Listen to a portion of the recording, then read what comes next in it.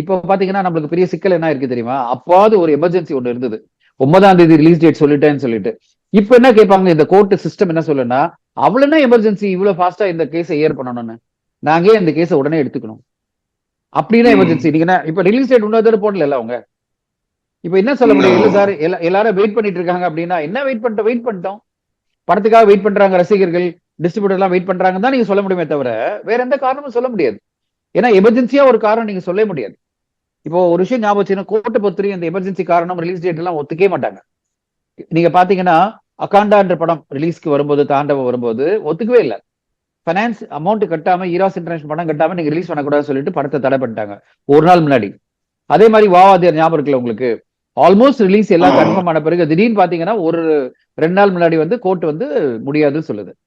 So அப்போ இது கோர்ட்டை பொறுத்தவரையும் இதெல்லாம் ஒத்துக்கவே மாட்டாங்க. உங்க ரிலீஸ் டேட் போட்டீங்க, ப்ரொமோஷன் பண்ணிட்டீங்க, வேற வழி இல்லை நாங்க ரிலீஸ் பண்ணோம், அதனால நீங்க கோர்ட் இது எக்ஸெப்ஷன் கேஸா பாருங்கன்னா, நோ, நாங்க இப்படிதான் ஆப்ரேட் பண்ணுவோம், நீங்க எங்களை பிரஷர் பண்ண முடியாது, அதாவது டெட்லைனுக்கு பிரஷர் பண்ண முடியாதுன்னு கோர்ட் கிளியரா சொல்லிடும். சோ இதுதான் நடக்க போகுது.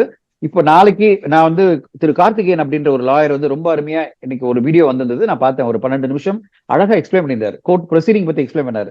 அவர் என்ன சொல்றாரு, இப்ப என்ன எமர்ஜென்சி ரீசனை தயாரிப்பாளர் சொல்ல முடியும் சுப்ரீம் கோர்ட்ல போயிட்டு உடனே கேஸை ஏர் பண்ணுங்கன்னு சொல்லிட்டு? சுப்ரீம் கோர்ட் சொல்ல எங்களுக்கு இவ்வளவு கேஸ் இருக்கு, எதுக்கு உங்க கேஸ் ப்ரையாரிட்டி எடுக்கணும், கொஞ்சம் வெயிட் பண்ணுங்க அப்படின்னாங்கன்னா எத்தனை நாள் வெயிட் தெரியாது. ஹியரிங் வரலாம், 2 நாள் கழிச்சு வரலாம், 4 நாள் கழிச்சு வரலாம், 10 நாள் கழிச்சு வரலாம். அது நம்ம வெயிட் பண்ணி தான் ஆகணும். ஒரு ஹியரிங் மட்டும் ப்ரையாரிட்டியில எடுத்துட்டாங்கன்னா நம்மளுக்கு எல்லாமே சால்வ் ஆயிடும். எடுக்கலன்னு சொன்னா இன்னும் டைம் எடுக்கும். அது பிறகு உடனே ஜட்மெண்ட் அவங்க கொடுக்க போறது இல்ல. அப்ப என்ன ஜட்மெண்ட் கொடுப்பாங்க தெரியாது. அது பிறகு நெக்ஸ்ட் லெவல் இந்த சென்சர் போர்டு என்ன மூவ் ஆகும் தெரியாது, எதுவுமே தெரியல. ரொம்ப அன்சர்டனான ஒரு சிச்சுவேஷன்ல கொண்டு போய் ஒரு திரைப்படத்தை, அதுவும் உலகெங்கும் பெரிய எதிர்பார்ப்புகள் ஒரு திரைப்படத்தை இந்த மாதிரி அவங்க பண்ணிட்டாங்க சென்சர் போர்டு. இது எல்லாருக்குமே அதிர்ச்சியா இருக்கு. அதனாலதான் பல இயக்குநர்கள், பாரஞ்சித்ல இருந்து மாரி செல்வராஜ்ல இருந்து கமல் சார் மிகப்பெரிய ஸ்டேட்மெண்டே கொடுத்திருக்காரு. எந்த அளவு இந்த சென்சர் போர்டு இன்னைக்கு வேற எக்ஸ்ட்ரீம் வேற மாதிரி ரியாக்ட் பண்ணிட்டு இருக்காங்கன்னு. இவங்களெல்லாம் தாண்டி ஆனரபிள் சிஎம் திரு மு க ஸ்டாலின் அவர்கள் என்ன சொல்லிட்டாரு, அதாவது இதுவரை இந்த மாதிரி சென்ட்ரல் ஏஜென்சி இருந்தா இப்ப சிபிஐ மாதிரி இருந்த மாதிரி இவங்க சிபிஎஃப்சி யூஸ் பண்ண ஆரம்பிச்சிட்டாங்க படங்களுக்கு எதிராக அப்படின்னு சொல்லிட்டாரு. சோ இந்த அளவு ஒரு திரைப்படத்துக்கு ஏன் இவங்க எதிர்ப்பு காமிக்கிறாங்க அப்படின்றது யாருக்குமே புரியல.